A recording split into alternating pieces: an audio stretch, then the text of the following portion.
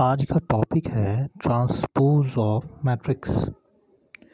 इस सेक्शन में हम लोग पढ़ने जा रहे हैं स्पेशल टाइप ऑफ मैट्रिक्स। इसमें सिमेट्रिक भी पढ़े जाएंगे और स्क्यू सिमेट्रिक भी।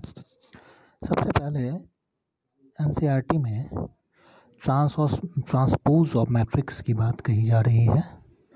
ट्रांसपोज जैसा कि नाम से स्पष्ट है, ट्रांस का मतलब होता है ट्रांसफ़र और पोज मतलब पोजीशन। तो transfer of position of elements of matrix is called transpose of matrix. सामने लिखे डेफिनेशन से और भी क्लियर होगा ये। If capital A is a B and M cross N matrix, मतलब ये कोई भी आप एक मैट्रिक्स लो जो किसी भी ऑर्डर का हो, then the matrix obtained by interchanging the rows and column of A is called the transpose of A। अब देख लीजिए यहाँ interchanging the rows and column of A है, इसी लाइन को आपको याद रखना है। interchanging the rows and the columns of A is called transposition of A। मतलब ये कि ट्रांसपोजिशन एक्चुअली में एलिमेंट्स के पोजीशन को चेंज करना है, जिसमें कि मैट्रिक्स के हर एक रो कॉलम में बदले जाएंगे। मतलब सारे रो में जितने भी एलिमेंट्स हैं वो कॉलम के एलिमेंट्स बनेंगे। इसी को कहते हैं transpose, transfer of position of elements of matrix, that is called transpose of matrix। आगे एग्जाम्पल दिए हैं जो कि A है। इसमें देखेंगे कि ये 3√3 और 0 और 5 1 और -1/5 जो कि 2×2 मैट्रिक्स है, 3×2 मैट्रिक्स है। इसको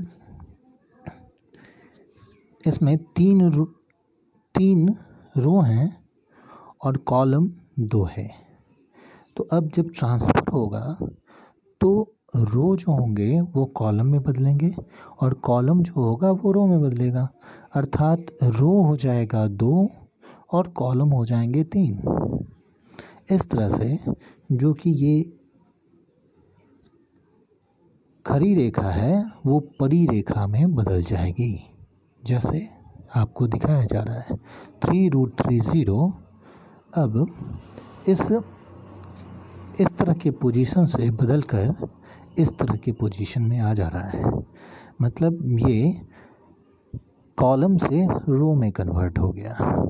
और फिर 5 1 -1/5 ये बदल गया 5 1 -1/5 में, जो कि दिख रहा होगा।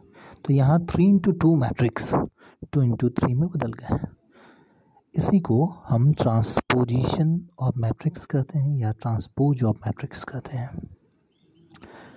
आगे इसी से रिलेटेड प्रॉपर्टीज़ दी जा रही है, जिसमें कि इन्हीं ट्रांसपोजिशन से रिलेटेड कुछ स्केलर्स और मैट्रिक्स को लेकर प्रॉपर्टीज़ में कंडीशंस दिए गए हैं।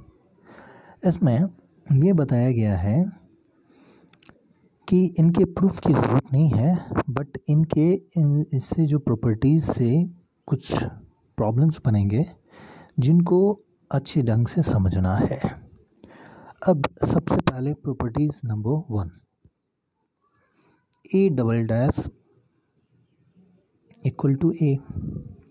तो A का मतलब ये हो गया कि अगर किसी एक मैट्रिक्स को, जो कि आप कुछ भी ले सकते हो 1 2 3 4 और ये 5 6, आप अगर इसको ट्रांसपोज करते हो, मान लो ये इसका A नाम है, इसको ट्रांसपोज करोगे तो ऑब्वियसली ये ट्रांसपोज होने के बाद आ जाएगा। ये जो आपके रो कितने हैं, 3 रो हैं, तो ये 3 कॉलम में बदल जाएगा। मतलब 1 2 जो कि पहला रो है, पहला कॉलम बन जाएगा, 3 4 ऐसे और ये 5 6 ऐसे लिखे जाएंगे। तो मतलब ये जो 1 3 5 जो कि पहला कॉलम था आपका फर्स्ट रो बन गया, और ये जो दूसरा कॉलम था ये आपका सेकेंड रो बन गया। अब 1 3 5 2 4 6 को फिर से अगर ट्रांसपोज किया जाए तो मैं यहाँ लिख दे रहा हूँ 1 3 5 और 2 4 6 होंगे, जो कि ये दोनों सेम लग रहे हैं आपको। तो इसका ये मतलब हुआ कि जो कि ए था इसको ट्रांसपोज करने के बाद ए डैश मिला, और ये एक डैश का डबल डैश हो गया। तो इस तरह से ये ट्रांसपोजिशन अपने प्रूफ को खुद ब खुद बता रहा है कि अगर डबल बार किसी भी मैट्रिक्स को, फॉर एग्जांपल आप कोई भी मैट्रिक्स ले सकते हो, डबल जब ट्रांसपोज करोगे तो फिर से उसी पोजीशन पे आ जाता है, क्योंकि एक बार रो कॉलम में बदल देगा और फिर कॉलम रो में बदल जाएगा। तो इसमें मैंने एक लाइन कही थी क्लासेस में, पुनर्मोस्को भव। पुनर्मोस्को भव एक छोटी सी कहानी थी जिसमें कि एक मुनि एक मूसक महाराज को, मतलब चूहे को शेर बना देते हैं, और फिर जब शेर उन्हीं को काटने जाता है तो शेर को फिर से चूहा बना देते हैं।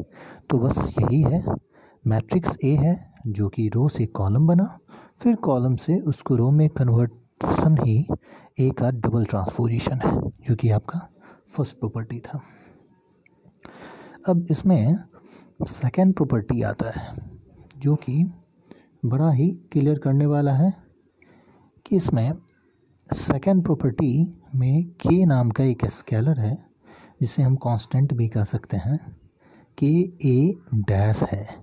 मतलब अगर के ए डैश अगर कहा जाए और इस तरह से देखा जाए कि के एक स्केलर या कांस्टेंट नंबर है, तो 3 और इसके जो कंडीशंस आपके हैं, मान लीजिए एक मैट्रिक्स है 1 2 3 4, तो 3 का अगर ट्रांसपोज आप करेंगे, ये तो ट्रांसपोज हो जाएगा दोनों, 3 डैश आप कभी ट्रांसपोज नहीं कर सकते उसको, 3 को पलट के इस तरह तो नहीं लिख सकते हैं बिल्कुल।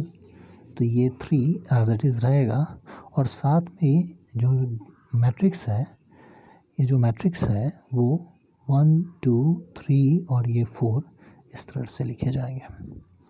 तो ये सेकेंड प्रॉपर्टीज़ है जिसमें ये बताया जा रहा है कि के एज अ कांस्टेंट रहेगा और के ए डैश में बदल जाएगा। यहाँ के ए के में होल डैश है, जो कि कन्वर्सन के बाद के में कन्वर्ट नहीं हो, के ही रह जाएगा, और ए में केवल ट्रांसपोजिशन आप लगाएंगे तो एज इट इज़ रह जाएगा वो आपका एलिमेंट जिसके लिए आप के मान रहे हो। अब है थर्ड प्रॉपर्टी जो कि ये है। अब ए प्लस बी का होल डैश, जब कभी भी ट्रांसपोजिशन में एडिशन की बात आएगी तो वो आरएचएस में ए डैश प्लस बी डैश में कन्वर्ट होगा।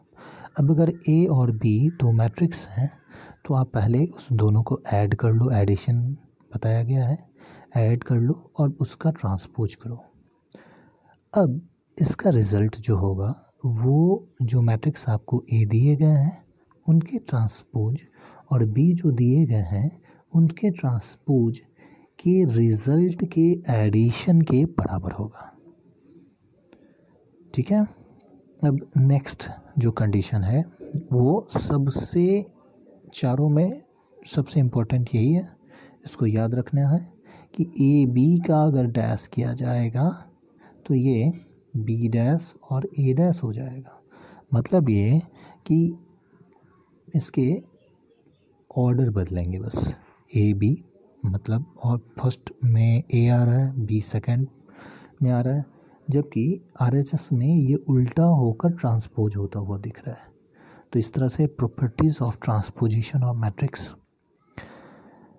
ये आपको मैंने बताया। इससे रिलेटेड बहुत सारे क्वेश्चंस हैं एग्जाम्पल में, ये आपका एग्जांपल A20 है जिसमें A और B दिए हुए हैं और प्रॉपर्टीज़ के से रिलेटेड सारे कंडीशंस इसमें दिए हुए हैं। ये देखो A डबल डैश है जो कि मैंने बोला था कि आप कोई भी एक मैट्रिक्स ले सकते हो जिससे ये आप क्लियर कर सको कि डबल ट्रांसपोजिशन ऑफ A होगा, तो ये हो गया। सेकेंड है जो कि ये आपको दिख रहा होगा और ये A+B का होल डैश है जो कि ये दिख रहा है। तो आप यहाँ से बहुत सारे क्वेश्चंस आपको मिलेंगे जिसमें वेरीफाई करना होगा और वेरीफाई करते करते आपको ये समझ आ जाएगा कि इस तरह के प्रॉपर्टीज़ को कैसे हमको आगे